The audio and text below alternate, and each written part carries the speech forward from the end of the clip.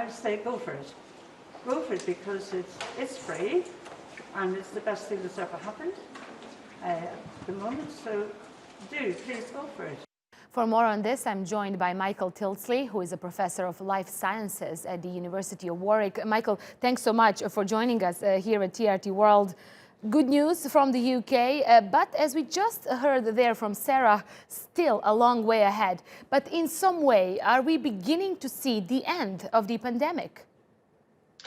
Well, it certainly is. Hopefully we maybe can see the light at the end of the tunnel. I think it's what's already been said in your report. We are still a little bit of way away from seeing the end. I think, first of all, we've started to roll out the vaccine, but you do need 2 doses, the first one and then a second one 3 weeks later. And it takes about a week after that to get full immunity. Initially, what we're doing is obviously rolling this out to the elderly and the vulnerable and also to health workers. But it's going to take several months before we can get it rolled out to the rest of the population. So it's great news, and we are maybe starting to ease our way out of this, but we need to really keep being cautious, keep up our social distancing measures, because we're not out of the woods quite yet. Hopefully by the spring, we can maybe start to see a relaxation of some of these intervention measures. Right. And Michael, what are the challenges that you see from your professional perspective in the next coming weeks and months when it comes to this operation vaccine? I mean, it will be difficult for the UK to deal with all this logistically, right?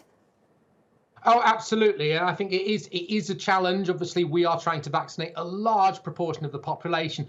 Ideally, if we want to get to the levels of herd immunity where we can protect the population, you need to be vaccinating 40, 50 million people within the UK. So it's a huge number of people. I think actually the biggest challenge that we're going to face is reassuring the public that it's safe and that we need to get people to take the vaccine. There's been quite a lot of people that have been concerned about the rapid production of the vaccine.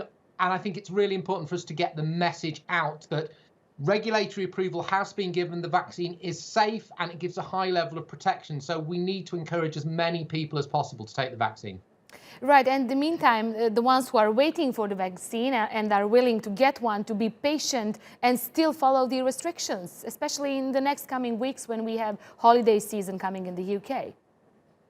Absolutely, and that's indeed true. I think we need to stress that people do need to keep following the restrictions. And there's another thing that actually is also worth mentioning here. We know this vaccine is not 100% protective. So not everybody that has the vaccine is going to have immunity. So it may be that you have an elderly relative that has the vaccine. They are not absolutely 100% safe. You need to keep taking precautions. It's only when we get to, as I said, 60 to 70% of the population having the vaccine that we can start to feel like we've got protection. So that's really, really important. And it may be that some people who've been vaccinated won't be protected and may sadly die from the disease in the future. That doesn't mean the vaccine isn't safe and it isn't working, but we need to get these large levels of protection across the population before we can feel that everyone is safe.